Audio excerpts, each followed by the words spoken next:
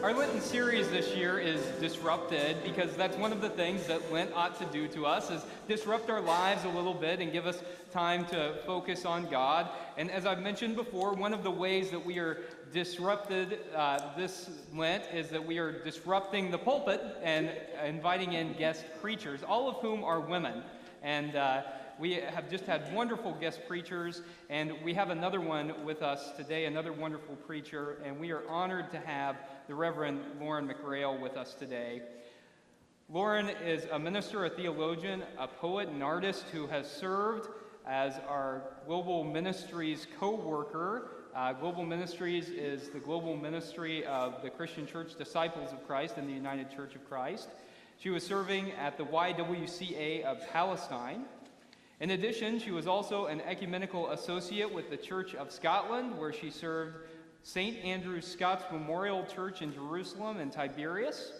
She went to Palestine with the World Council of Churches Ecumenical Accompaniment Program in Israel and Palestine in 2011. Her work with the YWCA focused on advocacy. She wrote newsletters, action alerts, and statements, and she was the coordinator of the Fabric of Our Lives project, which calls attention to Palestinian refugees and their rights, including the right to return. She has also developed other advocacy tools for the United Church of Christ. Additionally, she is an accomplished artist and poet, and there is a copy of a poem that she wrote with a picture of one of her pieces, and that's available on the table in the narthex as you leave.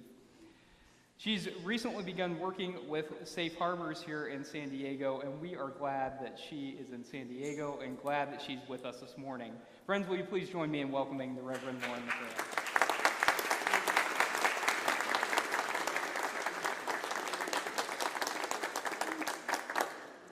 Let me just say, you are the first in all the months I've traveled who read the full description of what I'm supposed to say as I introduce myself. I'm standing here just for a minute because I want you to see this beautiful vestment.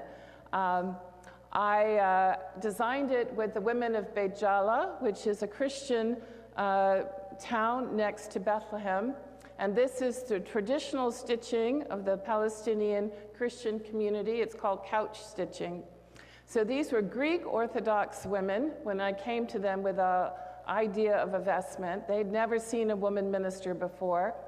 And they, at the last moment, they said, Pastor, and they weren't really sure how to address me, because there is no such word in Arabic, because there are no women preachers. So they said, do you ever turn around? I thought, of course I turn around. So I look very Catholic from the back, right? Yeah, they could not, understand how I could possibly have a vestment that did not have the cross on it. So I just wanted to just show you how lovely this is.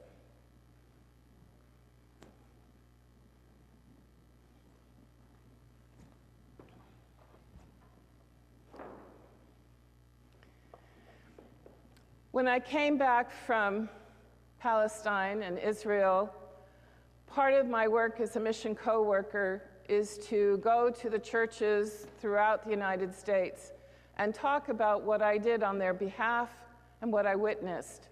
To do that, I felt I needed a scripture passage, a gospel story that I could hang my witness and all the things that I saw happening there.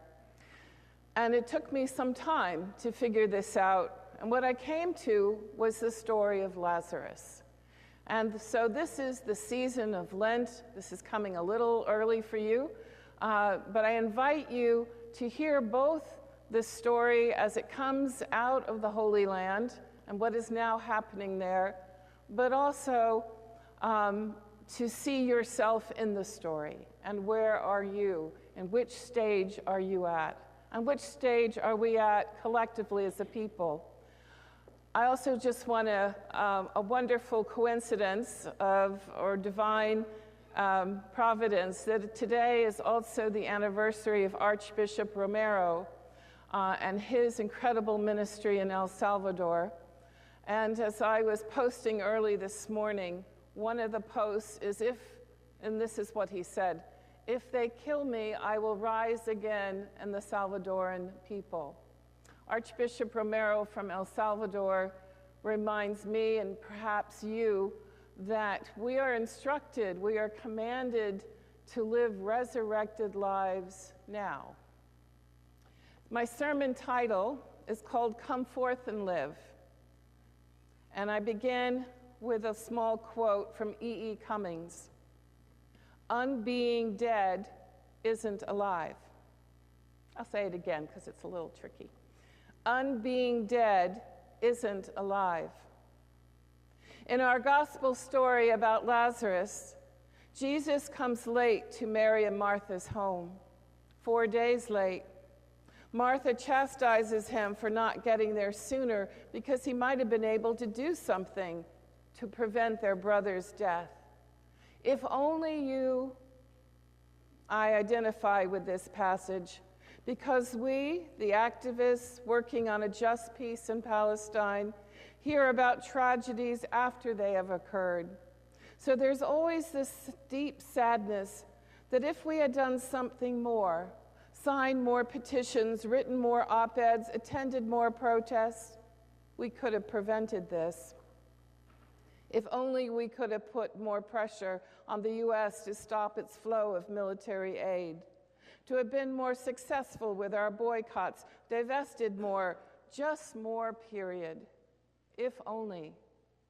And because we care, like Jesus, we weep for our slain sisters and brothers, the children detained, tortured, or imprisoned, the families made homeless through home demolitions, or impoverished because their trees were uprooted or burned.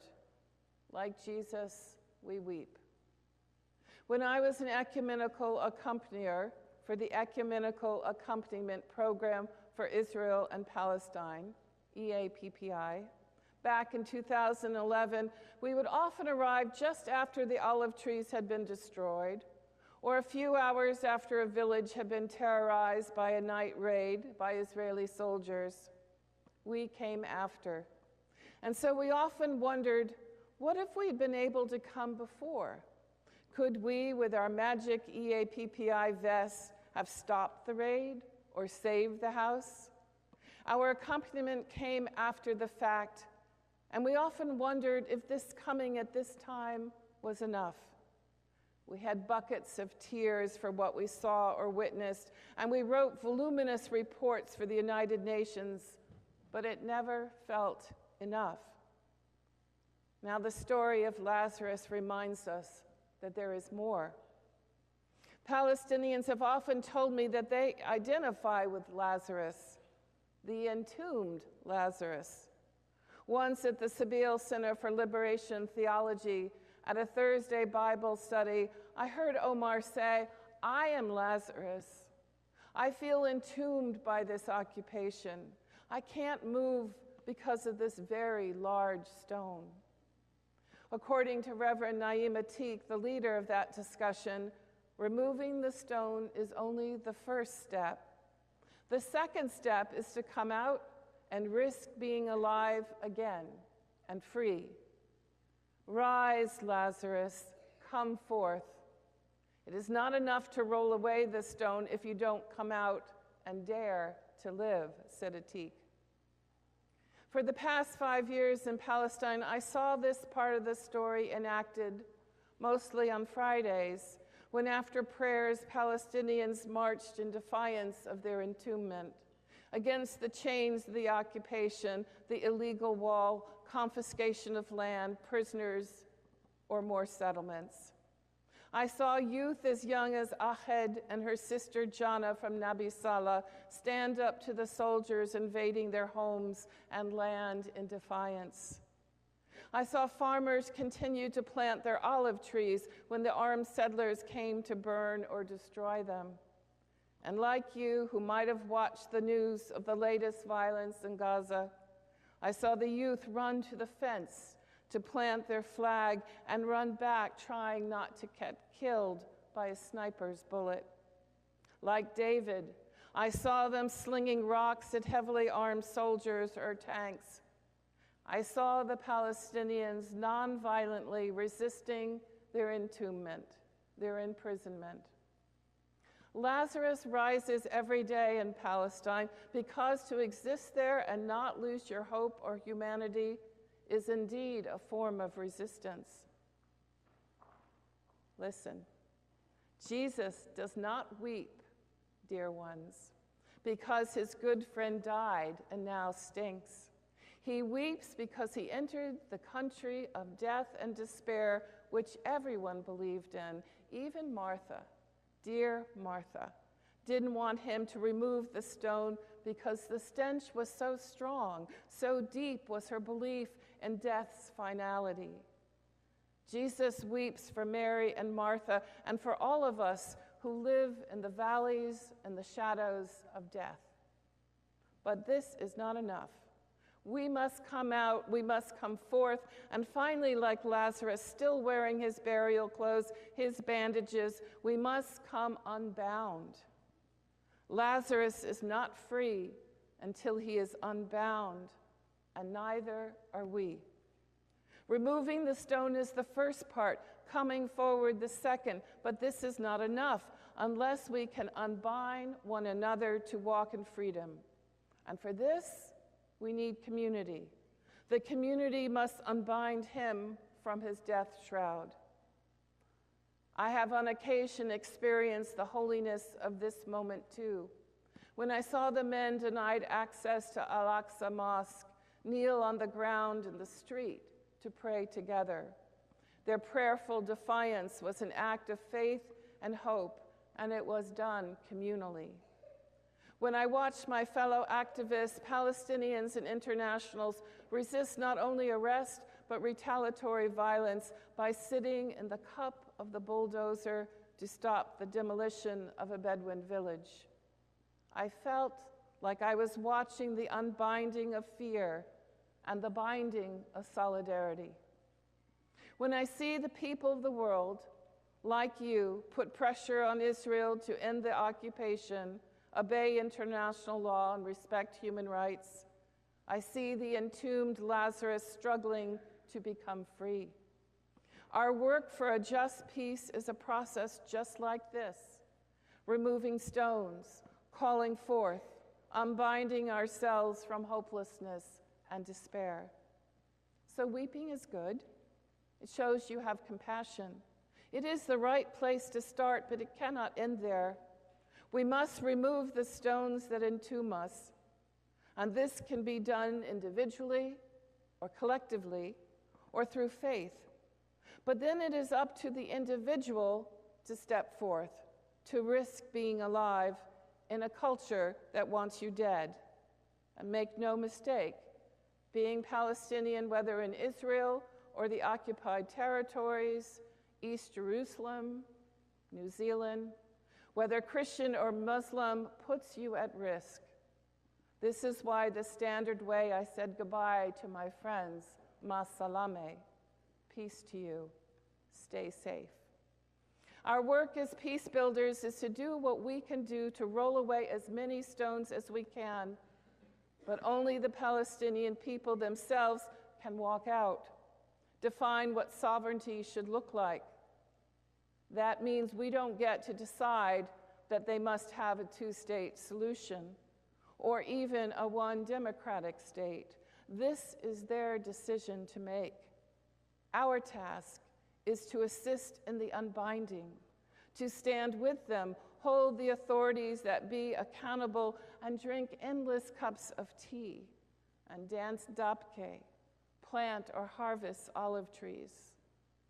So, dear ones, this is the good news. Our sisters and brothers who have been entombed will rise with or without us. And the question is, where are we in the story? Are we standing there paralyzed by the force of our own weeping? Are we working or chipping away at the stone through our church resolutions, our endless calls to our elected officials? Or are we throwing stones of anger at the stone? Are we bowing our heads in despair or prayer? Are we entombed by our own problems, the demise of our own nation state for the moral compass we once had or seem to have lost? Wherever we are on this journey, we are called to come forth and live, in spite of our fears, stench, or shrouds.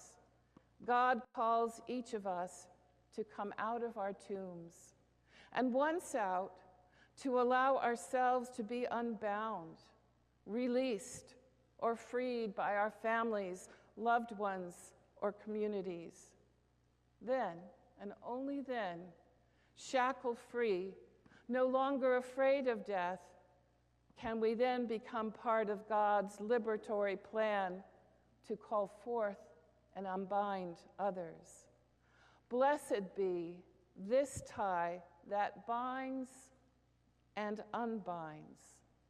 Let it be so, and let it begin with us so that we can all rise together. Amen.